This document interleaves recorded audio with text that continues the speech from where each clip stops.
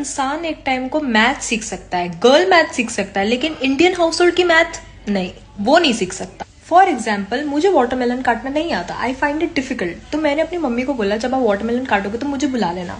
तो टेक्निकली मेरे पिताजी ने वाटरमेलन काटा और मुझे खाने के लिए बुलाया, और मुझे ऐसा लगा कि मैं क्यों ही गई, मुझे नहीं जाना चाहिए था। स्टार्टिंग के 10 मिनट मुझे खूब डांट पड़ी कि तुमसे वाटरमेलन नहीं काटा जाता, तुमसे इतना सा काम नहीं होता, तुम क्या करोगे जीवन में, तुम कुछ नहीं कर सकते। मतलब मेरी पूरी एग्जिस्टेंस और मेरी जिंदगी की तरक्की उस वाटरमेलन पे डिपेंडेंट थी। और भाई मैंने जैसे ही पहला वाटरमेलन उठाया, मेरी मम्मी ने डिसाइड किया कि मैं भी इस कन्वर्सेशन का हिस्सा बनूंगी। और मेरी मम्मी ने सीधा पावर कार्ड प्ले करा कि जब तुम किसी के घर शादी करके जाओगी और वहां पे किसी को वाटरमेलन खाना होगा तो तुम क्या करोगी।